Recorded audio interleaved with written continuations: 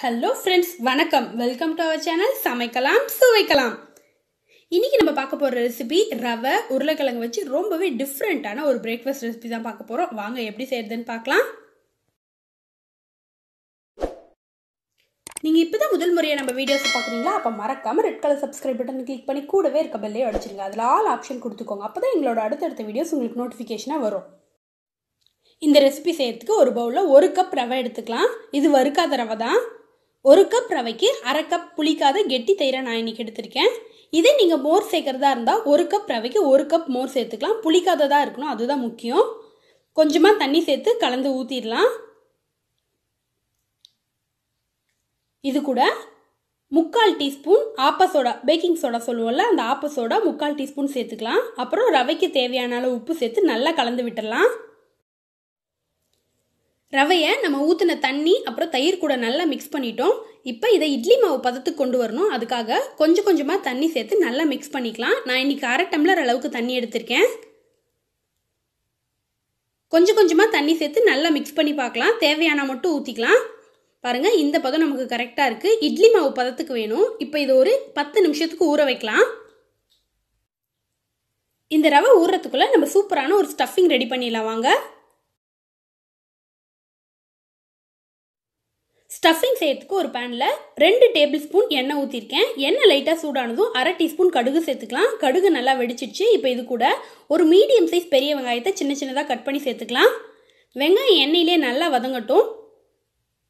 இது கூடவே ஒரு சின்ன கேரட்டை துருவி வச்சிருக்கேன், அதையும் சேர்த்துக்கலாம். இதில் காய்கறி சேர்க்கறதுலாம் நம்மளோட விருப்பம் தான். நம்மளோட விருப்பமான காய்கறிகள் எது வேணாலும் சேர்த்துக்கலாம். கேரட்டும் நல்லா வதங்கிடுச்சு. 4 உருளைக்கிழங்குகளை வேக வச்சு தோல் நீக்கி மசிச்சு வச்சிருக்கேன், அதையும் சேர்த்துக்கலாம். இப்போ நல்லா ஒரு தடவை கலந்து விட்டுடலாம்.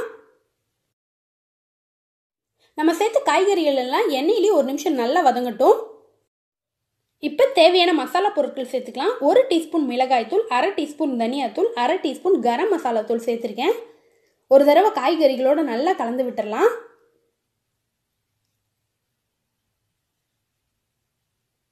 இப்போ ஸ்டஃபிங்க்கு தேவையான அளவு உப்பு சேர்த்துக்கலாம். ரவையில் நம்ம ஏற்கனவே உப்பு சேர்த்துருக்கோம், அதனால் ஸ்டஃபிங்க்கு மட்டும் உப்பு சேர்த்துக்கலாம். ஒரு தடவை நல்லா கலந்து விட்டுடலாம். மசாலாவோட பச்சை வாசனை போகிறதுக்காக 1/4 டம்ளர் அளவுக்கு மட்டும் தண்ணி சேர்த்து ஒரு தடவை நல்லா கலந்து விட்டுடலாம். தண்ணி நல்லா வத்துனதும் ஸ்டவ் ஆஃப் பண்ணி இறக்கிடலாம். அவ்வளோதான், நம்மளோட சூப்பரான ஸ்டஃபிங் ரெடி ஆயிடுச்சு. ஸ்டஃபிங் இப்போ நல்லா ஆறிடுச்சு. கொஞ்சமாக கொத்தமல்லி இலைகள் தூவி ஒரு தடவை நல்லா கலந்து விட்டுறலாம். இதை நம்ம இப்போ கொழுக்கட்டை மாதிரி பிடிச்சு எடுத்துக்கலாம். இதை நம்ம டம்ளரில் வேக வைக்க போகிறோம், அதனால் டம்ளர் சைஸ்க்கு ஏற்ற மாதிரி பிடிச்சு எடுத்துக்கலாம். மீதி இருக்க எல்லா மிக்ஸி இதே மாதிரி பிடிச்சு எடுத்துக்கலாம்.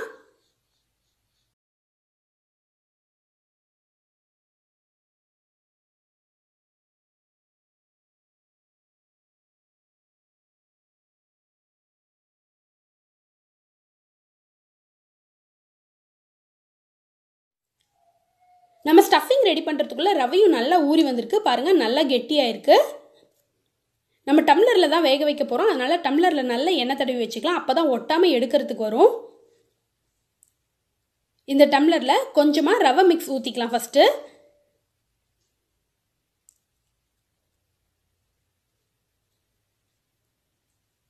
ஊற்றி கொஞ்சமாக இது மாதிரி தட்டி விட்டால் கீழே நல்லா ஃபில் ஆகிடும், எந்த கேப்பும் இருக்காது. இதுக்கு நடுவில் நம்ம ரெடி பண்ணி வச்சுருக்க ஸ்டஃபிங் வச்சிடலாம். பாருங்கள், இது மாதிரி சென்டராக பார்த்து வச்சுக்கணும்.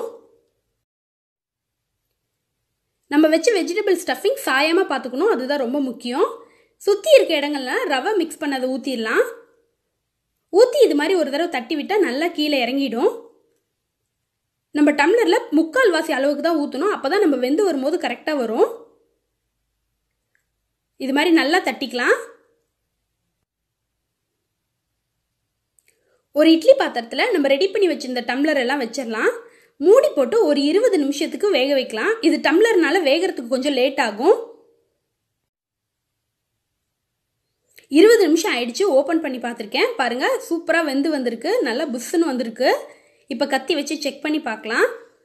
பாருங்கள், ஒட்டாமல் வந்திருக்கு. 10 நிமிஷத்துலேயே செக் பண்ணேன், ஆனால் அது வேகலை. டம்ளர்னால கொஞ்சம் லேட் ஆகுது. இப்போ இது நல்லா சூடு ஆறுனதுக்கப்புறம் தான் இதை கட் பண்ணணும். சூடோட கட் பண்ணால் உதுந்து வந்துடும். சுற்றி இருக்க ஓரங்கள் எல்லாம் நல்லா எடுத்து விட்டுடலாம்.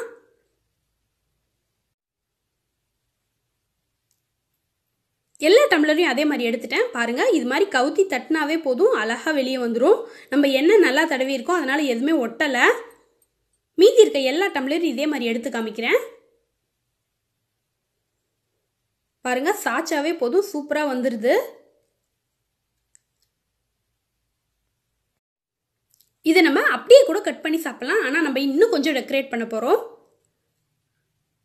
அதுக்காக ஒரு பேனில் 2 டேபிள் ஸ்பூன் எண்ணெய் சேர்த்துருக்கேன். எண்ணெய் சூடானதும் 1/4 டீஸ்பூன் கடுகு சேர்த்துக்கலாம். கடுகு நல்லா வெடிஞ்சிச்சு. 1/4 டீஸ்பூன் மட்டும் மிளகாய் தூள் சேர்த்து நல்லா கலந்து விட்டுறலாம். அடுப்பு லோ ஃப்ளேம்லேயே வச்சுக்கோங்க. இதில் நம்ம ரெடி பண்ண ஸ்டஃப்டு இட்லியை இதில் வச்சு ஒரு தடவை நல்லா கலந்து விட்டுறலாம். பாருங்கள், ரொம்ப ரொம்ப சூப்பராக வந்திருக்கு. மேலே எல்லாம் நல்லா எண்ணெய் ஒட்டி கடுகு எல்லாம் நல்லா சேர்ந்து சூப்பராக வந்திருக்கு. அவ்வளோதான், இப்போ நம்ம சர்வ் பண்ண ரெடி ஆயிடுச்சு. பாருங்கள், கட் பண்ணி காமிக்கிறேன் எந்த அளவுக்கு சூப்பராக வருதுன்னு. ரொம்ப ரொம்ப டிஃப்ரெண்ட்டான ரெசிபி இது. நீங்களும் வீட்டில் கண்டிப்பாக ட்ரை பண்ணி பாருங்கள். நார்மலாக சாப்பிட்ற இட்லியே ரொம்ப ரொம்ப டிஃப்ரெண்ட்டான டேஸ்ட்டில் செஞ்சுருக்கோம். நீங்களும் வீட்டில் கண்டிப்பாக ட்ரை பண்ணி பார்த்து எப்படி இருந்துன்னு மறக்காமல் எங்களுக்கு கமெண்ட்ஸில் சொல்லுங்கள். இந்த வீடியோ பிடிச்சிருந்தா ஒரு லைக் பண்ணி ஷேர் பண்ணுங்கள்.